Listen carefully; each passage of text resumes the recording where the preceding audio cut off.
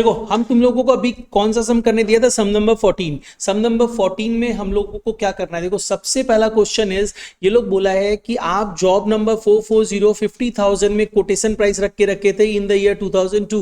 ये estimated cost sheet का ही part है। बोल रहे हैं in the year 2003 job number 440 का क्या कोटेशन प्राइस होना चाहिए। तो सबसे पहला बात, हमको पिछले साल का कॉस्ट शीट तो बनाना पड़ेगा।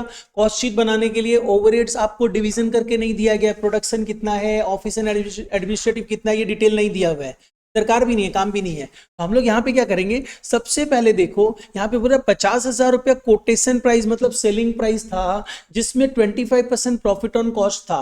तो आप मटेरियल लेबर ओवरहेड मिला के तो कॉस्ट ही निकालते हो ना, तो पहले कॉस्ट चाहिए आपको, तो प्रॉफिट हटाना पड़ेगा। तो 25% ऑन प्रॉफिट ऑन कॉस्ट है और मेरे पास सेल्स वैल्यू अवेलेबल है, तो 25% प्रॉफिट ऑन कॉस्ट। याद करो तुम लोग को कॉस्ट और सेलिंग प्राइस के लिए हम कंसेप्ट बताया था, फॉर्मेट मतलब रेशियो चेंज करने का फॉर्मूला क्या था, अगर 1/4 ऑन कॉस्ट है तो वो सेल्स पे कितना होगा, न्यूमरेटर जाके डिनोमिनेटर में ऐड हो जाएगा, that will be 1/5 on sales, है ना। तो मेरे को पता चल गया इस 50,000 में 1/5 प्रॉफिट है, मतलब 10,000 रुपया प्रॉफिट है। तो 10,000 प्रॉफिट है तो कॉस्ट कितना है, 40,000। चलो ये पता चल गया कि 40,000 रुपये कॉस्ट है। ये कॉस्ट जो है उसमें मटेरियल लेबर ओवरहेड 3:3:2 के रेशियो में है।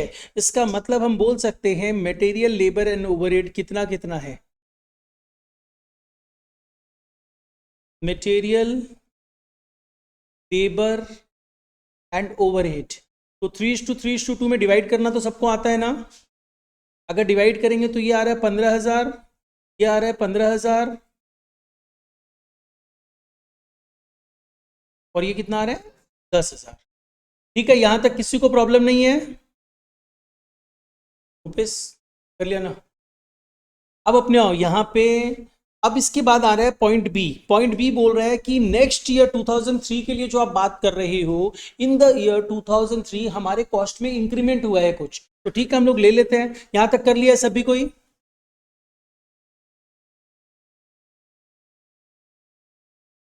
तो हमारे कॉस्ट में जो इंक्रीमेंट हुआ है वो क्या हुआ है, देखो सब में इंफॉर्मेशन में क्या दिया हुआ है, हमें दिया हुआ है कि भाई मटेरियल कॉस्ट आपका 20% बढ़ गया। तो मटेरियल कॉस्ट मेरे पास जो था अभी कितना था, 15,000 था। If it will increase by 20% तो 15,000 का 20% कम्स टू 3,000। तो 15,000 था प्लस 3,000 बढ़ा, मतलब इट विल बी 18,000। तो मतलब मेरा मटेरियल कॉस्ट 18,000 हो जाएगा। ठीक है, नेक्स्ट मटेरियल कॉस्ट के बाद हम लोग क्या ले ले, लेबर। लेबर कितने का था, 15,000 का ही था, और यहां पे बोला है लेबर क्या होगा, इंक्रीज हो जाएगा कितने से, 10% से। तो 15,000 का 10% 1,500 रुपया होता है, मतलब ये कितना हो जाएगा 16,500। इसके बाद आ जाइए ओवरहेड। ओवरहेड कितना था, ओवरहेड मेरा था 10,000, 5% इंक्रीज कर गया, मतलब कितना इंक्रीज किया 500, मतलब ये हो गया 10,500। मेरे को टोटल कॉस्ट पता चल गया 45,000 आ रहा है, टोटल कॉस्ट इज 45,000। अब मेरे को क्या करना है, कोटेशन प्राइस बताना है, तो कॉस्ट थोड़ी प्रॉफिट भी इंक्लूड करना पड़ेगा।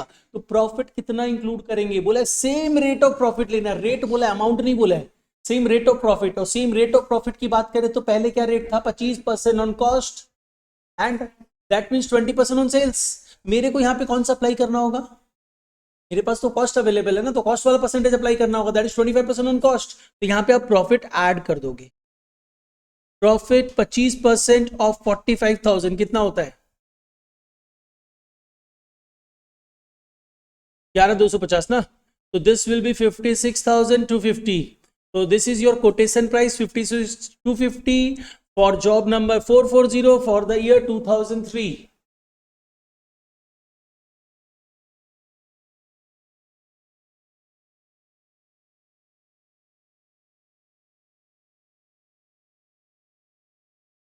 ठीक है ना मुद्दित, समझ में आया, अदिति जयंती ऋषि समझ में आ गया तुम लोगों को। चलो होमवर्क में मूव करते हैं।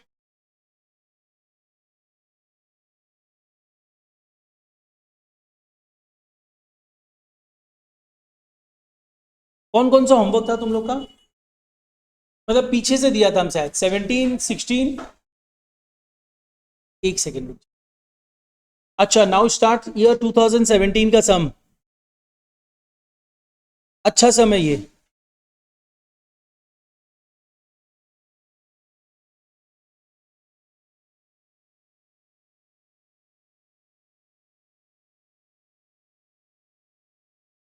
देखो सम में क्या दिया हुआ है, ये कंपनी अभी 80% कैपेसिटी में वर्क कर रही है एंड प्रोड्यूस कर रही है 4000 यूनिट्स ऑफ अ प्रोडक्ट, ठीक है।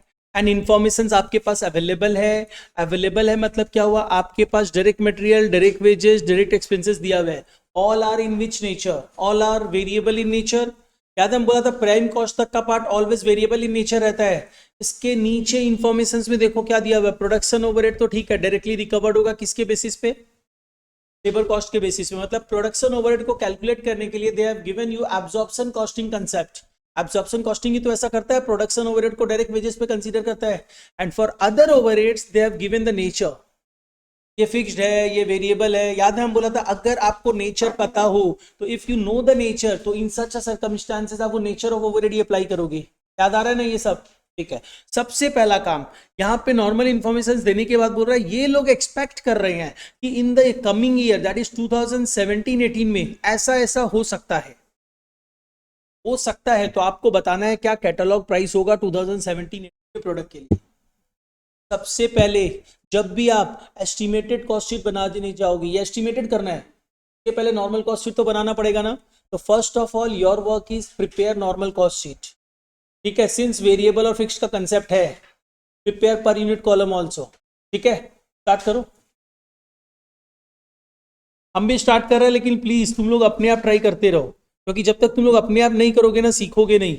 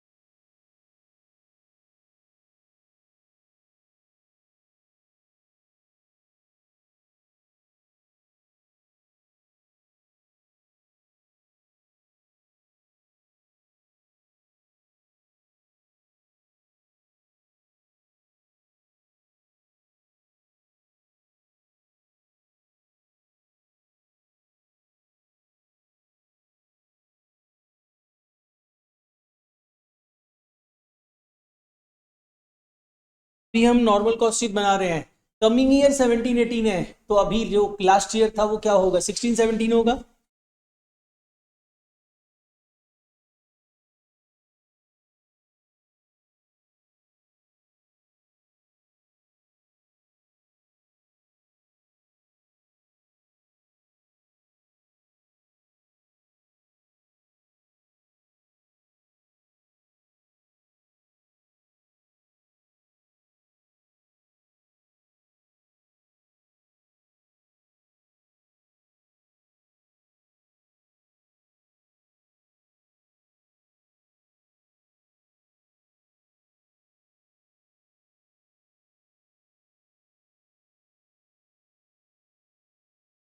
अमाउंट कॉस्ट पर यूनिट एक डिटेल्स का कॉलम भी बनाया है हमने, ठीक है। 4000 यूनिट्स का आउटपुट है एट 80% कैपेसिटी पे। तो सबसे पहले डायरेक्ट मटेरियल्स आपके पास अवेलेबल है, डायरेक्ट मटेरियल्स कितने का अवेलेबल है, 6,40,000। Units are 4000 per unit, 160, 160। Okay, direct materials after that direct wages, direct wages कितना है, 4,80,000 पर यूनिट।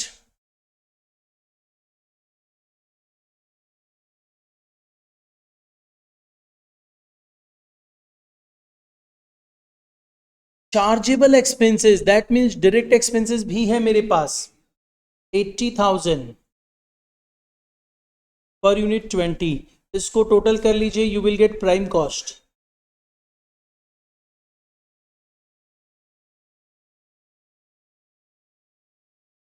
चलो यहां तक तो कोई प्रॉब्लम नहीं है. Now move to the production overhead.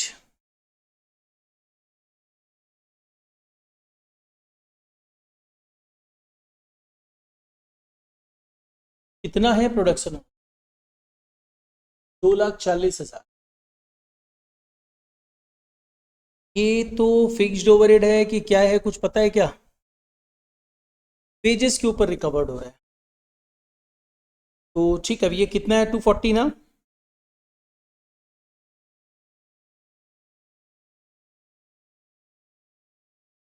यानी इसको भी अपने फिक्स तो बोल ही नहीं सकते हैं. बोल सकते हैं क्या? अगर ये वेजेस के बेस पे मूव करेगा, यानी मूव कर रहा है, वेरी वेरी कर रहा है, फिक्स तो है नहीं. ठीक है. अब इसके बाद आ जाओ, इसको टोटल अगर हम लोग कर दें तो ये अमाउंट कितना आ जा रहा है? 14,40,000. and amount is 360 per unit, and this one is the works cost, right? WIP है क्या? नहीं.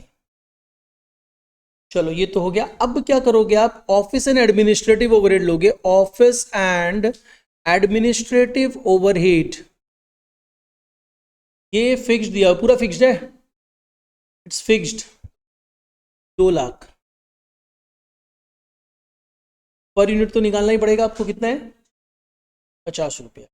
इसको अगर हम लोग सम अप कर दे तो will get the value 16,40,410. and this is your cost of production, or you can term it as cost of goods sold. Now move to the selling and distribution overhead.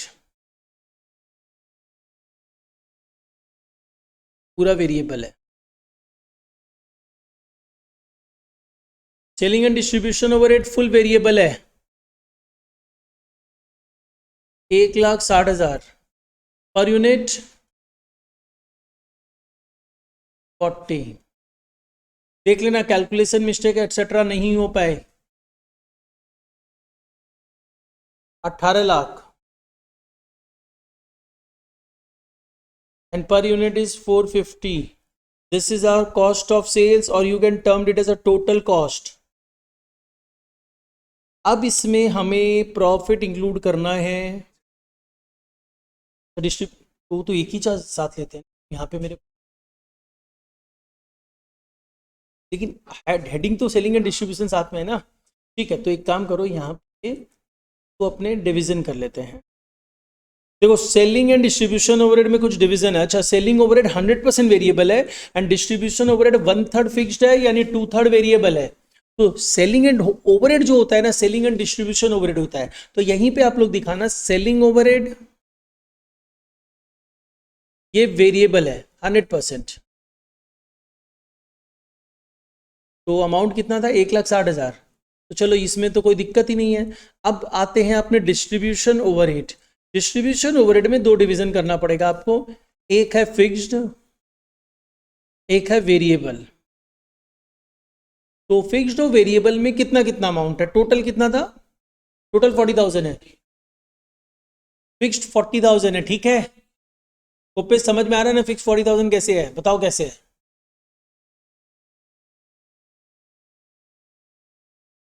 देखो यहाँ पे आओ.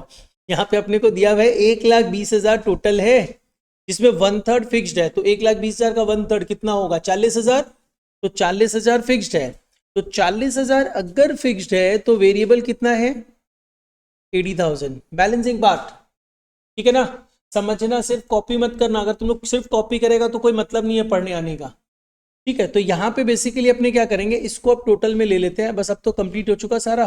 तो यहाँ पे ये टोटल 1,20,000 है, लेकिन पर यूनिट कैलकुलेट कर लेना. ये 10 रुपया आएगा और ये 20 रुपया आएगा ना. अब हम लोग आ जा रहे हैं टोटल कॉस्ट कैलकुलेट कर ले रहे हैं. तो total cost will be 24 lakh. कैसे?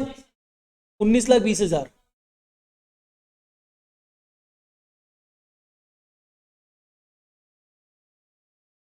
और सब अपने अपने पेस में करते रहो. ये मत सोचो एक जन फास्ट कर लिया तो हमको भी फास्ट करना है. लेकिन हाँ, ट्राई करो फास्ट करने का. लेकिन ये नहीं है कि उस बहाने कॉपी कर लो किसी का भी अमाउंट. अपने आप सॉल्व करो, अपने आप समझो. कितना हो जा रहा है? 480 per unit. Per unit is 480. Okay.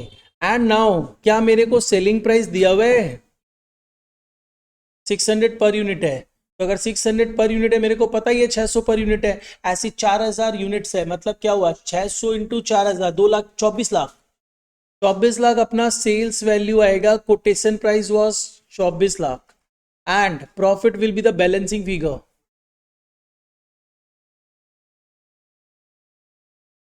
Done anyone, कोई प्रॉब्लम? बोल Gopesh. In the sum they are asking कि कॉस्ट एस्टिमेट करके दो 2017-18 का, that means you need to prepare estimated cost sheet. चलो उसका भी फॉर्मेट ड्राफ्ट करते हैं, फॉर्मेट तो सेम टाइप ही रहेगा।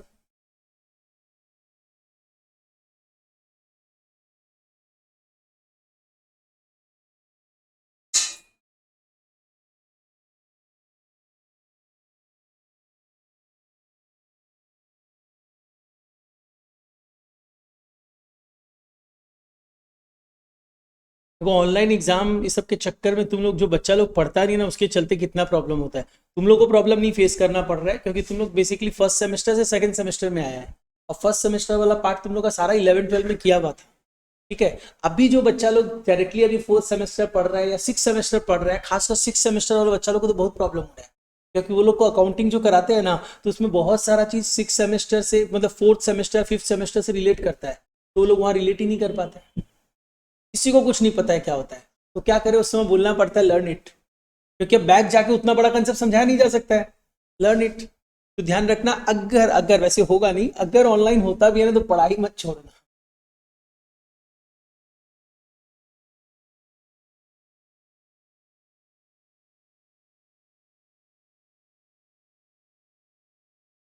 क्योंकि बाद में क्या होगा ना, जो जॉब करना चाहता है एक्सेट्रा करना चाहता है, उन लोग को बहुत प्रॉब्लम होगा।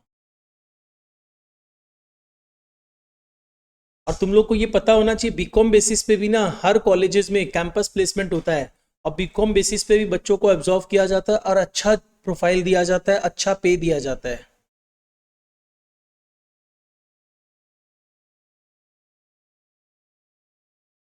यहाँ पे आओ, सब में क्या बोला है? सब में बोला है कि अब प्रोडक्शन कैपेसिटी फुल यूज होगा।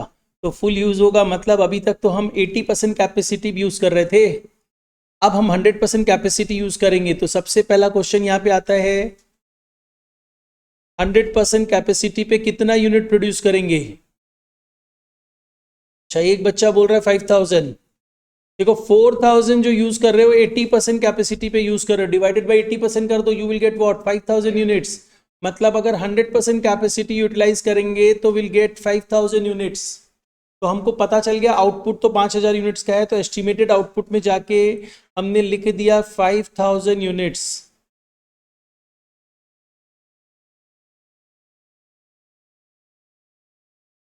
चलो ये तो हो गया। अब क्या है, डायरेक्ट मटेरियल की बात करते हैं। देखो क्या होगा, डायरेक्ट मटेरियल्स में क्या बोला गया है, बोल रहा है rate of material will reduce by 25%, है ना? तो रेट ऑफ मटेरियल्स है कितना? 160, 25% कम हो गया, तो 160 का 25% कितना होता है? 485। 30% कम हुआ, 160 का 25% कितना हुआ? 160। ऑब्वियस सा बता, डायरेक्ट मटेरियल तो 160 रुपये ही है, डायरेक्ट मटेरियल 160 रुपये, 160 का 25% मतलब कितना रिड्यूस किया? 40 रिड्यूस कर गया। इसका मतलब नाउ रेट ऑफ मटेरियल क्या हो जाएगा? Rate of raw material 160 minus 25%, मतलब अल्टीमेटली 120 आएगा, राइट? ठीक है, जहां डाउट लगे प्लीज पूछना। 120। अब क्वेश्चन ये आ रहा है, ये 120 रेट है, यूनिट्स कितना है? 5000 इंटू 120, यानी कितना कॉस्ट लगना चाहिए? बट 6 लाख लगेगा नहीं। क्यों पता है क्या बोला? देखो, कंजम्पशन बढ़ गया 40%, कंजम्पशन बढ़ गया ना 40%, मतलब अब कंजम्पशन बढ़ गया, मतलब रॉ मटेरियल 5000 यूनिट के लिए जो रॉ मटेरियल यूज करते थे आप, अब वो 5000 यूनिट के लिए 40% एक्स्ट्रा मटेरियल यूज करना पड़ेगा, तो 40% कॉस्ट बढ़ जाएगा ना तुम्हारा, राइट ना? 40% कॉस्ट बढ़ेगा, मतलब तुमने सोचा 6 लाख लगेगा पिछले साल के रेट पे, अब तो ये क्या हो गया, 40% बढ़ गया, तो 40% बढ़ गया तो एग्जैक्टली इसको 40% बढ़ा दो, क्योंकि 40% कॉस्ट एक्स्ट्रा लगेगा। तो इसका मतलब अगर हम यहाँ पे 40% और ऐड कर दें तो 40% ऑफ 6 लाख कितना होता है? 840 कहाँ होता है? 240 होगा। हाँ। अच्छा, इसका बेसिकली 40% इज 240, तो अगर ऐड करके अपने लिखे तो ये कितना हो जाएगा? तो समझ में आया? Now this year raw material consumption should be 8,40,000। समझ में आ रहा है? एक पर यूनिट बेसिस पे अपने बात किया तो हम लोग बोले यूनिट कॉस्ट तो अल्टीमेटली 120 रुपया हो गया, लेकिन हमको कंजम्पशन ज्यादा करना पड़ा, तो कंजम्पशन 40% ज्यादा करना पड़ा, तो कंजम्पशन ज्यादा होगा तो 40% कॉस्ट तो ज्यादा लगना ही है। नॉर्मल सिचुएशन में 6 लाख लगता, 40% एक्स्ट्रा कंजम्पशन हो रहा है तो 40% एक्स्ट्रा कॉस्ट लगेगा। डन ना? किसी को डाउट नहीं है? ठीक है। हाँ, अरे तुम नॉर्मली करता तो खर्चा इतना लगता, लेकिन अब कंजम्पशन एक्स्ट्रा हो गया 40%, तो कंजम्पशन एक्स्ट्रा हुआ तो कॉस्ट भी एक्स्ट्रा लगेगा। ठीक है ना? अपने को पता चल गया कि 8,40,000 डायरेक्ट मटेरियल है। पर यूनिट पे क्या कॉस्ट है इसका? 5,000 यूनिट बना रहे हो, डिवाइड 8,40,000 डिवाइड बाई 5,000, 168।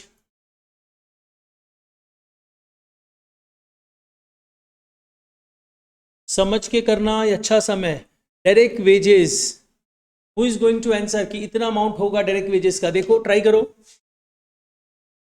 यहाँ पे सबसे पहले आओ, क्या बोल रहा है वेजेस? वेजेस के लिए क्या बोल रहा है? बोल रहा है rate will go up by 25%।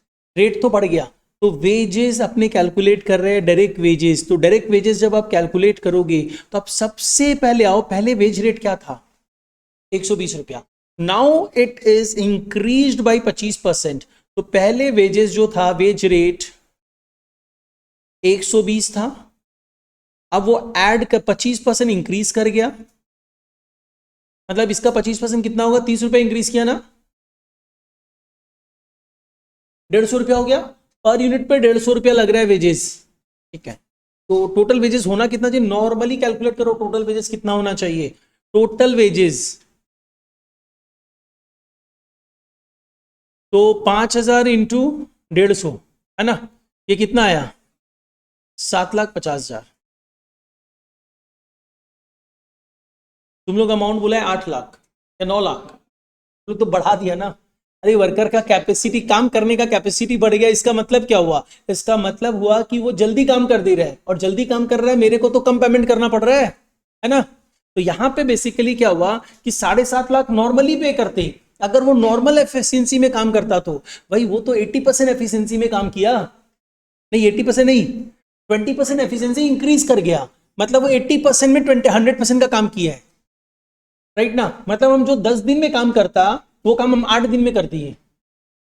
तो मेरा कॉस्ट जो ये 10 दिन का लग रहा था, मतलब 100% कैपेसिटी में मेरे को 7.5 लाख देना पड़ता, एफिशिएंसी 20% बढ़ गया तो हम 80% कैपेसिटी में पूरा काम कर दिए। तो इसका मतलब देयरफॉर वेजेस एक्चुअली में कितना आना चाहिए? यहां पे 7.5 लाख का 80%, 6 लाख। कोई प्रॉब्लम किसी को? ये मेरे को पता चल गया। ये एक अच्छा पार्ट दिया है इस सब में ना, 2017 वाले सब में ये एक्स्ट्रा पार्ट डाला है, एफिशिएंसी बढ़ गया या कंजम्पशन बढ़ गया, तो ये एक अच्छा पार्ट डाला है। क्योंकि तुम, इसका मतलब क्या हुआ, तेरा 20% एफिशिएंसी बढ़ा, इसका मतलब क्या हुआ ना कि तुम जो काम 100% में करता वो काम तुम 80% में कर रहे हैं।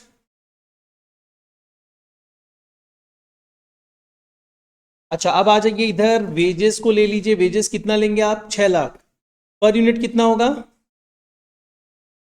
6 लाख डिवाइड बाई 5,000, 120। अब आओ डायरेक्ट एक्सपेंसेस। डायरेक्ट एक्सपेंसेस में कुछ नहीं बोला है, तो डायरेक्टली लेंगे भाई। क्या रेट था डायरेक्ट एक्सपेंसेस का? 20 रुपया है ना। डायरेक्ट एक्सपेंसेस बस ₹20। बोला है क्या डबल? अच्छा बोला है, हम ध्यान नहीं दिया, ठीक है। Chargeable expense will would be double, double in total. Double in total मतलब टोटल में डबल करो तो भी एक ही बात आना है। 80,000 था, टोटल में डबल हो गया, मतलब 1,60,000 हो गया। अच्छा यहाँ पे ध्यान देना, यानी यूनिट पे नहीं बोला, ये बोला chargeable expenses doubled in total. तो 80,000 जो है वो कितना हो गया? 1,60,000 हो गया। तो 1,60,000 हो गया। अच्छा, इसमें पर यूनिट कॉलम नहीं बनाते तो भी चलता, बिकॉज सब चीज़ तो पर यूनिट पे कैलकुलेट नहीं हो रहा है। तो ये डबल हो गया, अभी 1,60,000 divide by 5,000, 32। This is our prime cost.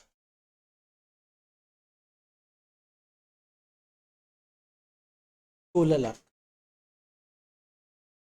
And per unit 320। चलो ठीक है।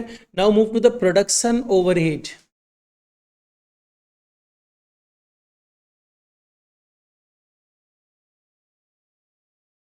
नहीं, ये तो साफ बोल दिया ना कि चार्जेबल एक्सपेंसेस, बोल दिया है chargeable expenses would be doubled in total, बोल ही दिया है। तो साफ साफ डबल कर दो।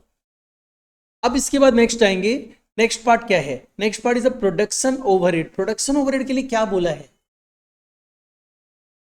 मतलब ये सब ना, अच्छा सा हम इसलिए बोल रहे हैं, इसमें मिक्स कर दिया है, एब्जॉर्प्शन कॉस्टिंग भी मिक्स किया, मार्जिनल कॉस्टिंग भी मिक्स किया, कुछ एक्स्ट्रा कंसेप्ट भी मिक्स कर दिया। अब अपने आप क्या बोल रहे हैं? अपने को प्रोडक्शन ओवरहेड लेना है। Production overhead will decrease by 20%। ठीक है, तो पहले तो ये देखो, प्रोडक्शन ओवरहेड आपको किस बेसिस पे लेना था?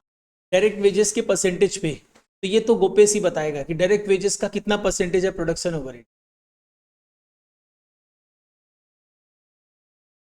एब्जॉर्प्शन कॉस्टिंग प्रिंसिपल बोलता था ना कि ये ओवरहेड इसका इतना परसेंट होगा, तो production overhead is always calculated based on what? Direct wages. तो सोचो ना, प्रोडक्शन ओवरहेड कितना है?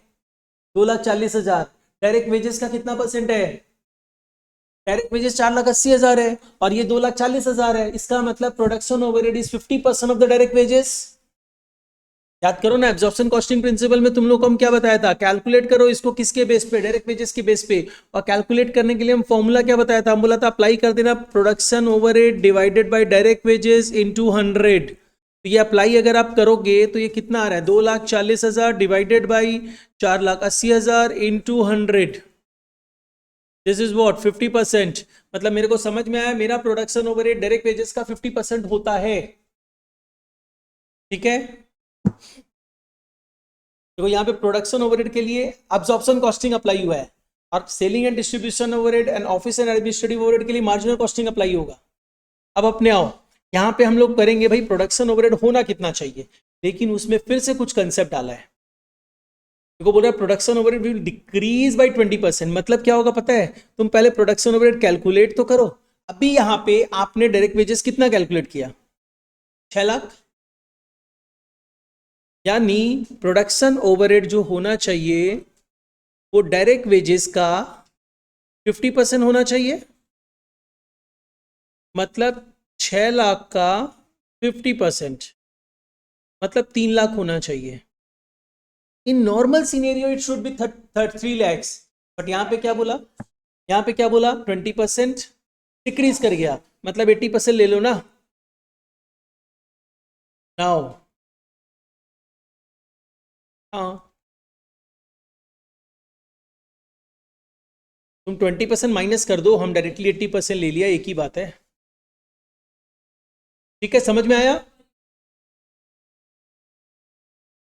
ये सब वर्किंग्स में दिखाना पड़ेगा, हम ऐसे ही नहीं कर रहे हैं, एग्जाम में भी तुम लोग को वर्किंग्स में दिखाना पड़ेगा।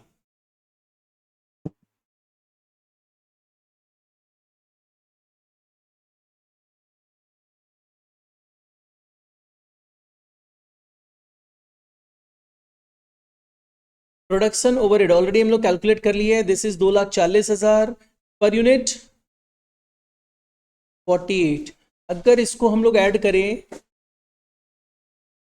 18,40,000 and per unit 368, and this is your ये कॉस्ट ऑफ, नहीं वर्क कॉस्ट।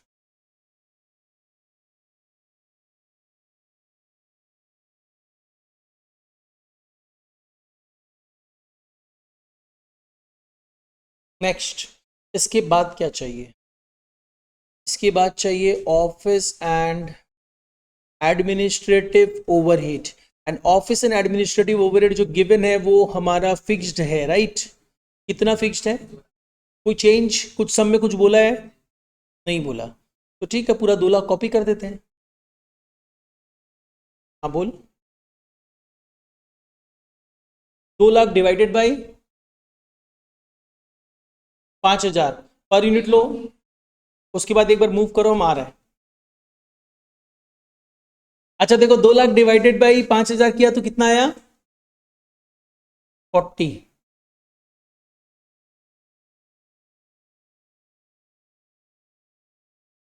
ये हम लोगों का आ गया कॉस्ट ऑफ प्रोडक्शन।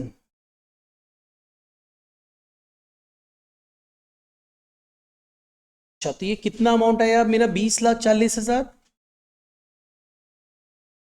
408। अब क्या करें हम लोग, इसमें सेलिंग एंड डिस्ट्रीब्यूशन ओवरहेड ले लेते हैं। Selling and distribution overhead,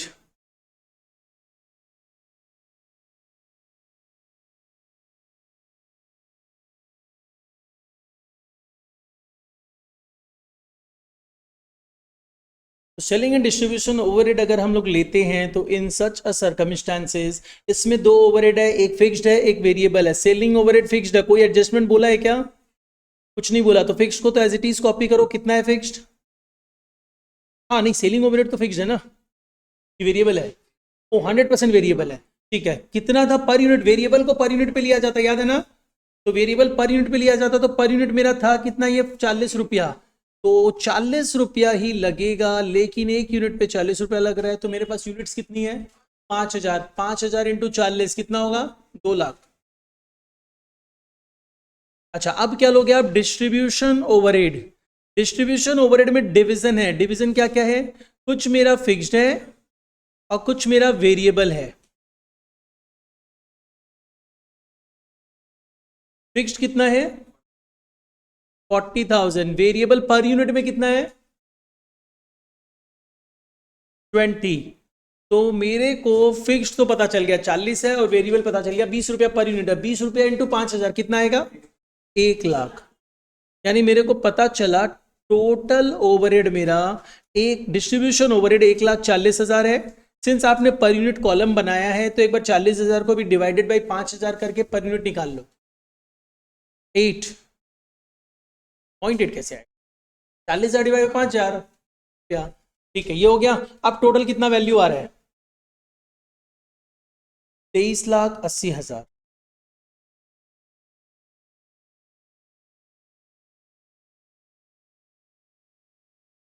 476 per unit, this is your total cost.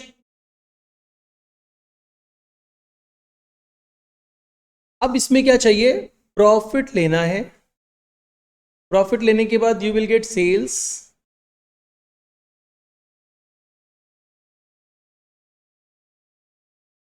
क्या बोला है सब में? Profit per unit will remain, per unit profit same रखना है।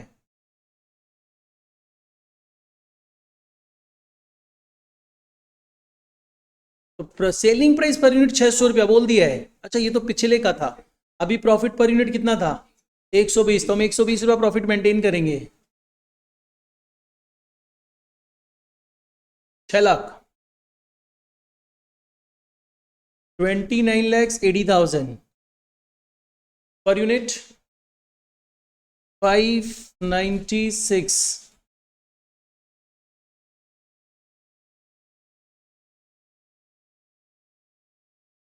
ये तो एस्टिमेटेड सेल्स। इसमें आप क्या करोगे? आप बोल। वो बोला ना कि सम्स में अपने को सेलिंग पर प्रॉफिट पर यूनिट मेंटेन करना है जो पहले था। एक profit per unit will remain unchange. तो पहले प्रॉफिट पर यूनिट कितना था? 120 रुपया था, राइट? इस प्रॉफिट को हम यहाँ पे कॉपी मार दिए कि 120 रुपया पर यूनिट प्रॉफिट होगा। इस बार 5,000 यूनिट्स है, तो 120 इंटू 5,000 6 लाख हो जाएगा। प्रॉफिट सेल्स आ गया। हम लोगों को सम्स में एक पार्ट और डाला है। क्या डाला है? बोला ट्रेड डिस्काउंट है। ट्रेड डिस्काउंट क्या करते हैं अपने? ट्रेड डिस्काउंट तो क्या करते हैं? दिखाते नहीं, लेकिन अल्टीमेटली ट्रेड डिस्काउंट देने के बाद वैल्यू पे सेल होता है ना। तो ट्रेड डिस्काउंट आपको क्या करना पड़ेगा? लेस करना पड़ेगा। तो यहाँ पे लेस कर दीजिए trade discount. Less trade discount, क्योंकि आप तो ये एक्चुअल सेल निकाल दिए हो ना कि इतना सेल्स होगा, तो अब ट्रेड डिस्काउंट आप दे रहे हो तो एडजस्ट करना पड़ेगा ना। तो ट्रेड डिस्काउंट देने के बाद क्या सेलिंग प्राइस होगा? तो 29,80,000। ट्रेड डिस्काउंट कैसे देने बोला है? ट्रेड डिस्काउंट कितना है? 16 टू 3% 16 टू 3% मतलब कितना हो जाएगा?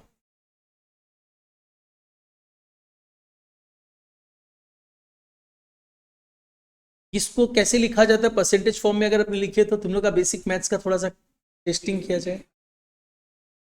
Trade discount will be of 16.67% ना, तो कैलकुलेट करो 29,80,000 का 16.67%,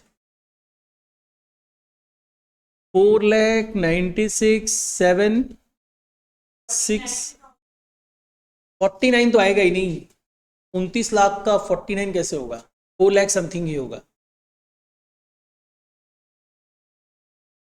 4,96,767 ना, सेल से 4,96,767 ना,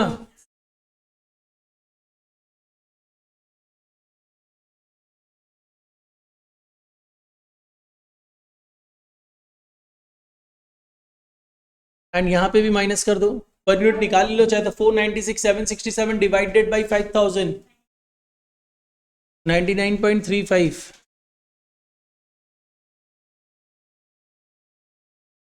248, और हियर इट इज, इसी को डिवाइडेड बाई 5,000 कर दो, 496, 96 तो नहीं आएगा, 496 में 99 माइनस करेगा तो 496 आएगा,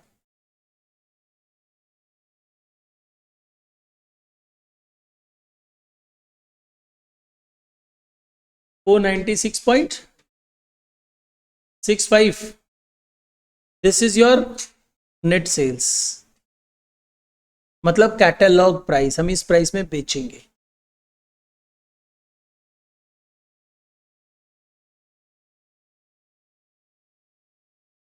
ठीक है, कोई प्रॉब्लम? अच्छा समझा वैसे ही है। इसके अलावा आप कौन सा होमवर्क है जल्दी से बताओ।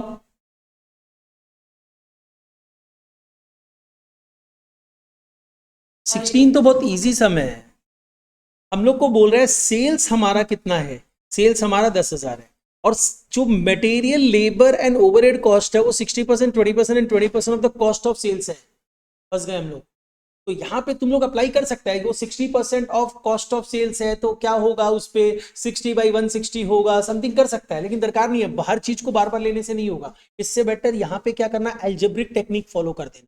Algebraic technique, let sales be x. ठीक, तो हम लोग यहाँ पे क्या कर रहे हैं, देखो जो डेटा है, नहीं सेल्स को एक्स लेना पड़े, अच्छा सेल्स नहीं, cost of sales, sorry cost of sales, जिस पे बेस दिया हुआ उसी को लेंगे, sorry, let cost of sales be x.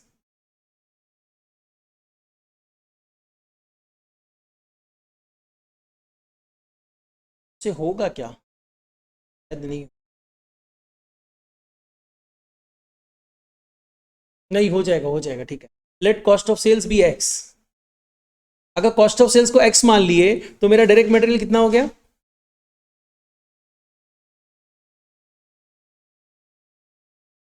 मतलब वी कैन से 0.60x, है ना, 60% ऑफ एक्स, नहीं 60% ऑफ एक्स मतलब 0.60x लिख सकते हैं। कॉस्ट ऑफ सेल्स अगर एक्स है, एक्स का 60%, एक्स का 60% आप क्या लिखोगे, एक्स इंटू 60%, तो इसका मतलब क्या हुआ, ज्यादा बेटर है इसको 60x/100 लिखोगे, इससे अच्छा तुम ये लिख दो ना 0.60x लिख सकते हैं ना, राइट ना। ठीक है, तो मैंने लिखा direct material is 0.60x, direct wages is 0.20x, and direct expenses is 0.20x, तो टोटल कितना हो गया 1x। This is what, cost of sales. And what about sales?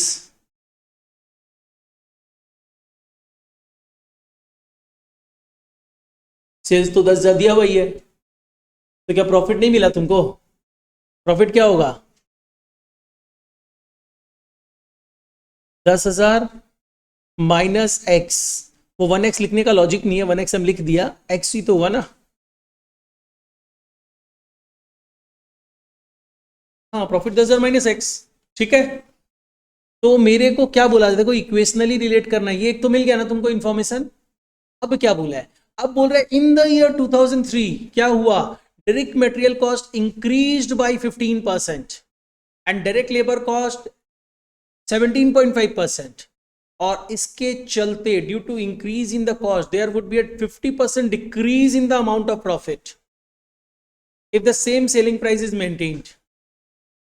The company therefore intends to revise the selling price. And क्या करना चाहता है? Compute the new selling price अगर वो same percentage of profit earn करना चाहता है तो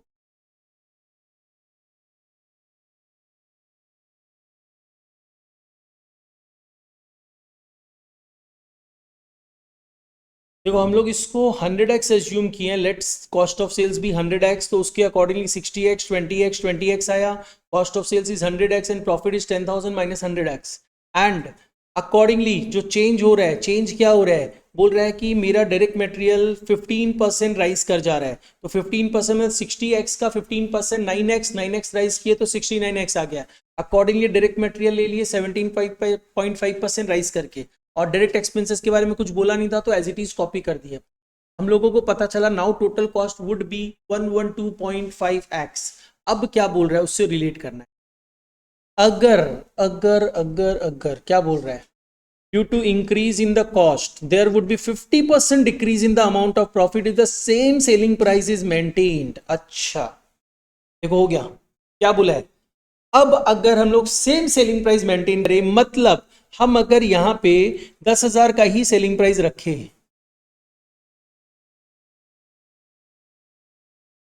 तो ये पहले प्रॉफिट तो देखो कितना हुआ है, प्रॉफिट कितना होगा 10,000 minus 112.5x, right, this is the profit, कहां से 987.5 आ जाएगा, ठीक है, ये रह गया, ये प्रॉफिट है, कोई डाउट नहीं है इसमें। देखो अब रिलेट करना सिर्फ इस प्रॉफिट और इस प्रॉफिट में क्या डिफरेंस है, बस तुम लोग अगर ये डिफरेंस आइडेंटिफाई कर लिया मतलब तुम लोग सम सॉल्व कर लिया। नहीं 12.5x का डिफरेंस नहीं है, डिफरेंस इज दैट यहां पे क्या बोला, अगर ऐसा होता है तो अगर हम सेम सेलिंग प्राइस मेंटेन करते हैं तो प्रॉफिट क्या हो जाएगा, पहले वाले प्रॉफिट से 50% कम हो जाएगा। इसका मतलब हम ये बोल सकते हैं कि पहला वाला जो प्रॉफिट था उसका 50% इक्वल टू दिस प्रॉफिट, बोल सकते हैं ना, पहले वाले प्रॉफिट से 50% गिर जाएगा, इसका मतलब पहले जो प्रॉफिट था उसका जो 50% होगा उतना प्रॉफिट हो जाएगा, राइट ना। तो इसका मतलब now if same selling price will maintained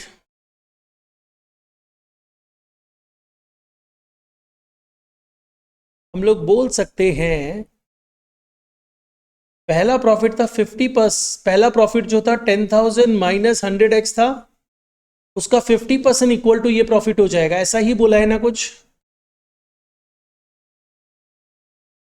right ना, यही इक्वेशन सेट हो रहा है, और अगर ये इक्वेशन सेट हो रहा है तो अब तुम लोग इसको सॉल्व कर सकते हो, तुम लोग सॉल्व करो, हम 5 मिनट में आते। अच्छा देखो ये कंसेप्ट तो समझ गया था ना तुम लोग, और इसके अकॉर्डिंगली तुम लोग अगर मूव किया है तो हम लोग इसको सॉल्व करके देखें, x इक्वल टू 80 आ रहा है ना, हम लोग x तो कुछ अज्यूम नहीं किए थे, हम लोग क्या अज्यूम किए थे, since cost of sales equal to 100x therefore cost of sales equal to 100 into 80 that is 8,000, पता चल गया कॉस्ट ऑफ सेल्स कितना है, 8,000 है। अब कॉस्ट ऑफ सेल्स अगर 8,000 है तो हमको ये भी तो पता है कि सेल्स कितना है, सेल्स 10,000 था, कॉस्ट ऑफ सेल्स कितना था 8,000 था, तो प्रॉफिट कितना था,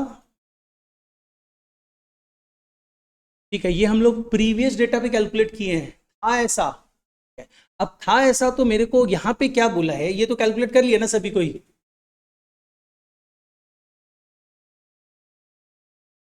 हम लोग ये पास्ट डेटा पे कैलकुलेट किए हैं,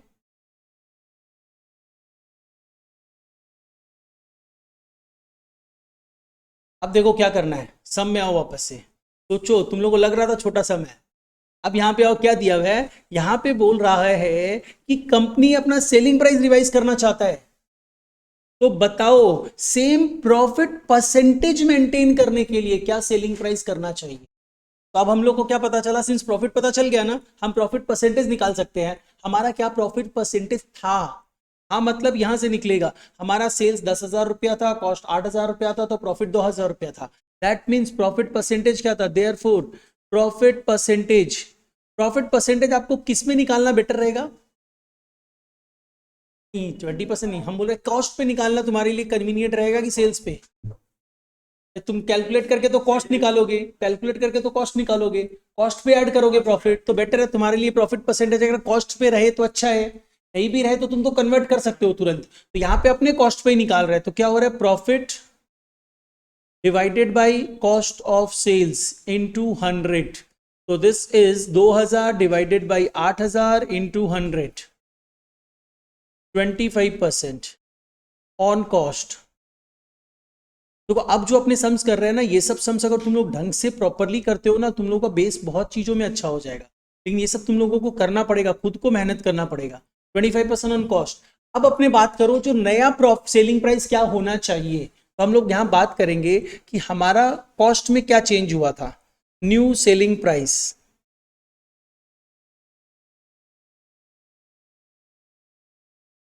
न्यू सेलिंग प्राइस पे ध्यान दीजिएगा। हमारा डायरेक्ट मटेरियल कितना था,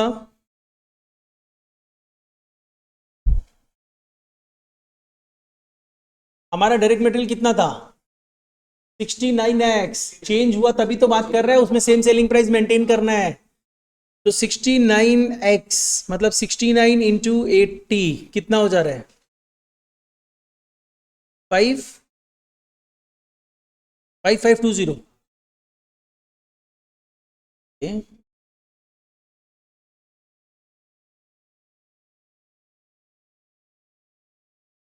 अच्छा अब डायरेक्ट वेजेस कितना था,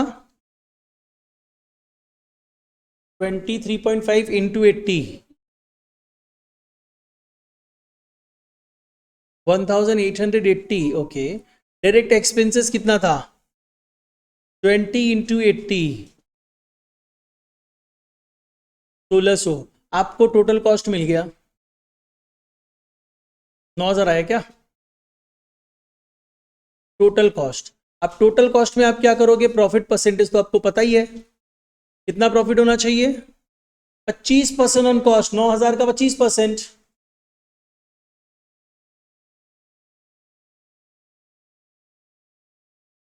69x, तो x का वैल्यू 80, ये कितना आ गया 11,250। न्यू सेलिंग प्राइस, ये कैलकुलेट करके देना था, और इसको कैलकुलेट करने के लिए इतना सारा कैलकुलेशन करना।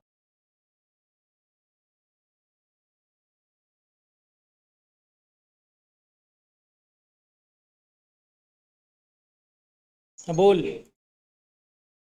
पूछ पूछ एकदम डाउट पूछ। अच्छा देखो, इसमें सेलिंग प्राइस दिया हुआ है, प्रॉफिट ऑन कॉस्ट दिया। हम बोला था ना, जब भी ऐसा इंफॉर्मेशन पूछे तो तुम लोग क्या करना, तुम लोग आइडेंटिफाई करना किस लेवल पे वैल्यू दिया हुआ है। लेवल मतलब क्या हुआ, prime cost, work cost, cost of production, cost of goods sold, क्या दिया हुआ है ये ढूंढो खाली। कुछ दिया हुआ है क्या, सब इतना ही है ना। अच्छा, सेलिंग प्राइस दिया हुआ है, प्रॉफिट ऑन कॉस्ट दिया हुआ है, इसका मतलब हम कॉस्ट ऑफ सेल्स तो निकाल ही सकते हैं। ठीक है, तो हम लोग एक काम करते हैं, सेलिंग प्राइस में से, सेल्स में से अगर प्रॉफिट हटा दे तो हमें कॉस्ट ऑफ सेल्स मिलता है, ये सबको पता है। तो सेल्स इज 6 lakhs, 6 lakhs में से प्रॉफिट हटा दो, दैट इज 50%। ऑन कॉस्ट दिया मतलब हाफ ऑन कॉस्ट, मतलब 1/3 ऑन सेल्स। तो इस पे 1/3 हटेगा ना, क्योंकि सेलिंग वैल्यू है 6 लाख, मतलब 2 लाख हटेगा। क्लियर है ये सबको, किसी को डाउट, तो 2 लाख हटा दिए, तो 2 लाख हटाते ही मेरे को कॉस्ट ऑफ सेल्स कितना मिला। चलो अपने को कॉस्ट ऑफ सेल्स पता है 4 लाख है। हाँ तो 50% अप्लाई कर दो। अच्छा देख, तो वहां पे पानी का बॉटल पड़ा है, उसमें पिंक कलर का पानी का बॉटल दे दो, तुम उसी को उठा के दे दो। हम पिंक मांगा है तो पिंक देना होगा ना। यहाँ पे प्रॉफिट क्या बोला है देखो, और तो प्रॉफिट क्या बोल, प्रॉफिट के लिए क्या बोला है, प्रॉफिट ऑन, बोला कॉस्ट पे 50% प्रॉफिट है, तो कॉस्ट को ढूंढो। कॉस्ट मिला, नहीं मिला, तो कॉस्ट नहीं मिला तो क्या करे, तुमको पिंक बॉटल में ही पानी का, पिंक बॉटल ही देना है पानी का, तो तुमको क्या करना होगा, बाहर से जाके लेके आओ। तो यहाँ पे ढूंढो सेलिंग प्राइस को कॉस्ट कन्वर्ट कर दो, तो यहाँ पे 50% ऑन कॉस्ट दिया हुआ है ना, मतलब हाफ ऑन कॉस्ट, सेल्स पे कन्वर्ट कर दो, हम तो सिखाएगा सेल्स में कन्वर्ट करना। तो क्या हो जाएगा, half on cost 1/3 on sales, हो गया प्रॉब्लम सॉल्व। सेल्स पे 1/3 निकाल दो, प्रॉफिट कितना है 2 लाख, और 2 लाख हटा दिए तो कॉस्ट आ गया। अब अपने आओ यहां पे, मेरे को इसका मतलब कॉस्ट ऑफ सेल्स पता है, मेरे को कॉस्ट ऑफ सेल्स तक जाना पड़ेगा टू इक्वेट, राइट ना, ठीक है। तो अब स्टार्टिंग से मूव ऑन करते हैं। Let purchase of raw materials be x, let raw materials purchased be x.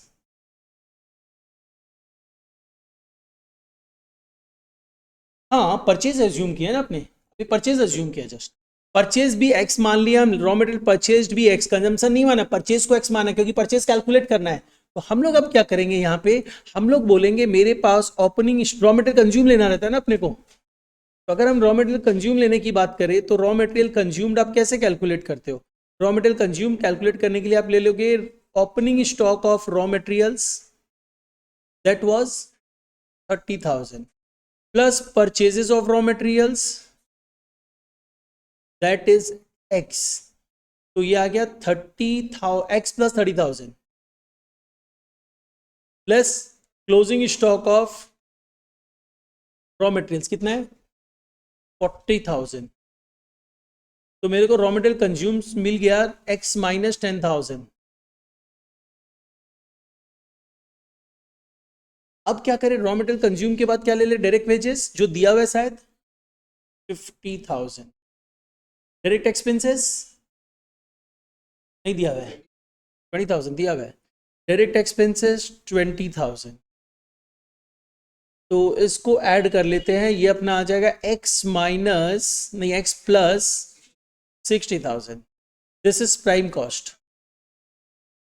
वैसे इस सम को एक दूसरे तरीके से भी किया जा सकता है, पीछे से मूव ऑन करते हैं, उल्टा कर दो पूरा, सेल्स, अब सेल्स अपने सेल्स तक जाते जाते जो चीज करते थे, जिसको प्लस करते थे उसको माइनस करना पड़ेगा, जिसको माइनस करते थे उसको प्लस करना पड़ेगा, उल्टा मूव करना पड़ेगा, sales minus profit, cost of sales minus selling and distribution overhead, back calculations बोलते हैं उसको, वैसे भी किया जा सकता है। ठीक है, प्राइम कॉस्ट आ गया, उसके बाद क्या करें अपने, फैक्ट्री ओवरहेड ले लेते हैं। फैक्ट्री ओवरहेड क्या दिया हुआ है 50% ऑफ प्राइम कॉस्ट निकल जाएगा, तो प्राइम कॉस्ट का 50% मतलब क्या हुआ, हम यहां पे बोल सकते हैं 0.5x प्लस 30,000। तो इसको अगर ऐड कर दिया जाए तो ये मिल जाएगा 1.5x प्लस 90,000, राइट ना। अच्छा, इसको हम क्या बोलेंगे, वर्क कॉस्ट।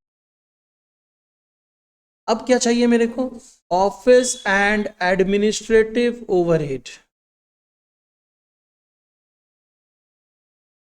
वर्क कॉस्ट का 1/6, इसका 1/6 निकाल दो, तो 1/6 अगर हम लोग निकालते हैं तो 1.5 का 1/6 कितना होता है 0.25।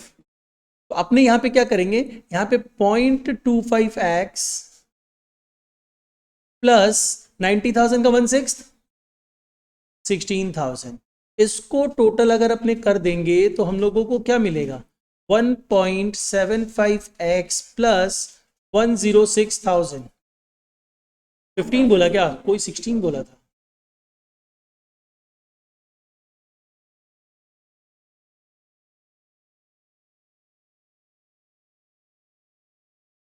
तो इसको अपने क्या नाम देंगे, cost of production. Opening stock of finish goods और closing stock of finish goods है क्या, नहीं है, तो अब क्या करें, इसमें selling and distribution overhead add कर दे, जो कितना दिया हुआ है 50,000 दिया हुआ साफ साफ। ओ इस समय तब तुम लोग को किस बेसिस पे प्रॉब्लम लगा बताओ तो,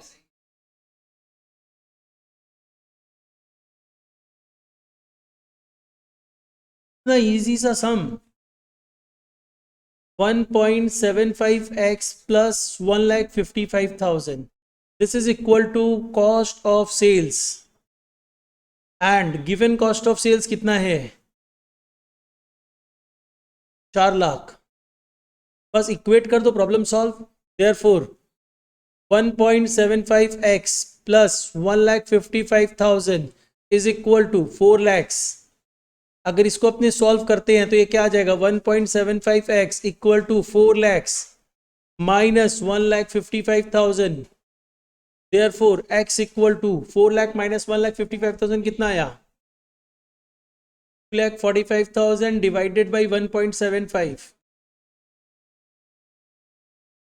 1,40,000। तुम लोग किया नहीं था ये सब, नहीं तो इस सब में कुछ भी टेक्निकल नहीं था। स्टेप मार्किंग मिलता है।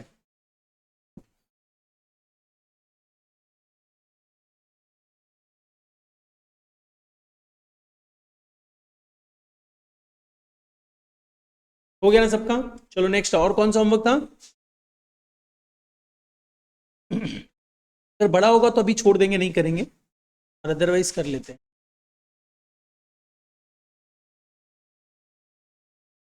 देखते देखे तो तुम लोगों को करने का मन नहीं है। ओके, थोड़ा सा हिंट्स दे देते, रुको। ये मालूम है, ये सम तुम लोग जो ये सम किया था ना नंबर 6, उससे थोड़ा एसोसिएटेड है, उसी टाइप का है। देखो क्या बोल रहा है, हम हिंट्स दे देता, पूरा हिंट्स देता है तुम लोग को, ट्राई करके रखना। तुम लोगों को डायरेक्ट मटेरियल्स पता है, ठीक है, लेकिन डायरेक्ट मटेरियल टोटल में पता है, पी का कितना क्यू का कितना नहीं पता। लेकिन क्या बोला, direct material in type P cost twice as much direct material as in type Q. तब क्या हुआ, ये बोलना चाह रहा है डायरेक्ट मटेरियल का रेशियो 2:1 का है। बट ये रेशियो दिया हुआ है, रेशियो स्टैंडर्ड रेशियो होता है, मतलब एक यूनिट के लिए होता है। मतलब अगर एक यूनिट बनाते हो प्रोडक्ट पी का एंड प्रोडक्ट क्यू का, तो in such a case this is the ratio. But आपने तो एक यूनिट नहीं बनाया है, देखो कितना यूनिट बनाया है। प्रोडक्शन ड्यूरिंग द ईयर 40,000 और 1,20,000 अलग है ना। तो इसका मतलब याद है तुम लोग को रेशियो निकालना हम सिखाया था। यहां पे आप क्या करोगे, इसका रेशियो 2:1 यूज नहीं करोगे। रेशियो कैसे यूज करेंगे, आपने बोलेंगे 2 इंटू 40,000 इज टू 1,20,000 इंटू 1। अब जो रेशियो आएगा वो क्या होगा, 80,000 इज टू 1,20,000। तो ये रेशियो क्या हो जाएगा 2:3। This is the material cost ratio. और जो ये 4 लाख रुपया आपका अमाउंट है उसको आप 2:3 के रेशियो में बांटोगे। अगर 2:1 में बांट दोगे तो गलत हो जाएगा, ठीक है। और यही सेम चीज अपने सम नंबर 6 में समझे थे।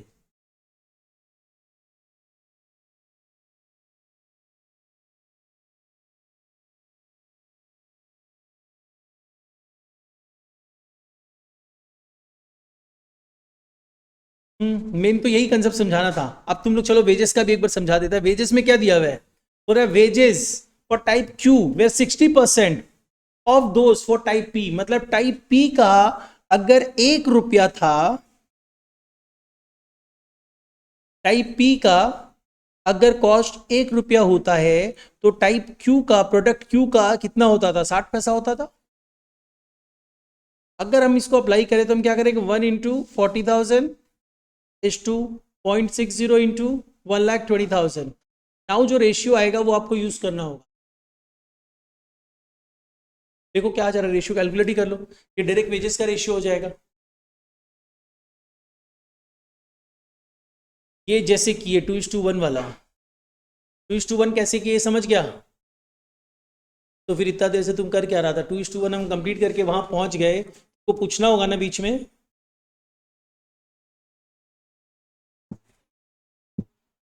यहां पे देख क्या बोल रहा है, बोल रहा है कि डायरेक्ट वेजेस टाइप क्यू का 60% है टाइप पी का। मतलब टाइप पी में अगर 1 रुपया लगता है तो टाइप क्यू में 60 पैसा लगेगा एक यूनिट बनाने में। एक यूनिट ऑफ पी, एक यूनिट ऑफ क्यू, 1 रुपया लग रहा है पी के लिए वेजेस का, तो क्यू के लिए लग रहा है 60 पैसा। बट आपने एक यूनिट प्रोड्यूस नहीं करी है, आपने 40,000 यूनिट प्रोड्यूस करी है टाइप पी की, एंड टाइप क्यू की प्रोड्यूस करी है आपने 1,20,000 यूनिट्स। अब जो रेशियो निकलेगा वो डायरेक्ट वेजेस के लिए रेशियो निकलेगा, जो कितना आ रहा है 5:9। 5:9 के रेशियो में आपको इस वेजेस को, दैट इज 2,24,000 को डिवाइड करना है। एंड 5:9 ही है ना। एंड अब प्रोडक्शन ओवरहेड के लिए क्या बोल रहा है, सेम रेट है फॉर बोथ द टाइप्स। मतलब 1:1, मतलब 1:1, मतलब 1:1 में बांट दें।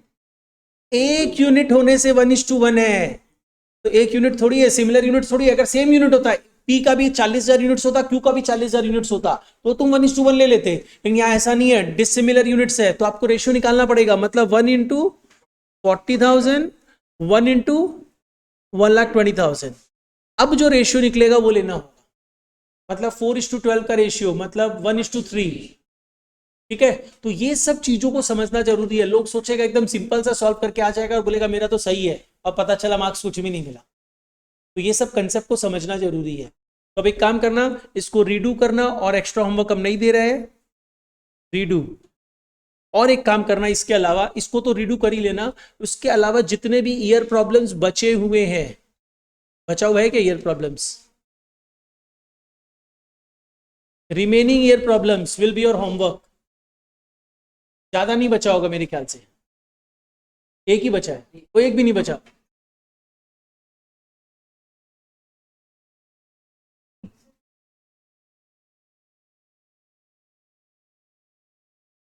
दो सम, दो सम वो प्लस ये वाला सम, ये करके रखना। और नेक्स्ट क्लास ये सब डिस्कस करके अपने इसको कंप्लीट कर देंगे। और तुम लोगों से कुछ और सम करवाएगा, जैसे 17 का तो अपना हो चुका है ना, 18, 19, 18, 19, 20, 21 का जो भी सम्स होगा वो करवा देगा। ओके चलो, तुम लोग भी होमवर्क कर लेना सब कोई, अदिति, जयंती एंड ऋषि। और तुम लोग जो लोग ऑनलाइन क्लास करता है ना, उन लोगों को ज्यादा रिस्पॉन्सिबिलिटी बनता है। तुम लोग होमवर्क करके पीडीएफ बना के ग्रुप में सेंड करो, नहीं तो पता कैसे चलेगा तुम लोग होमवर्क कर रहे हैं। ठीक है।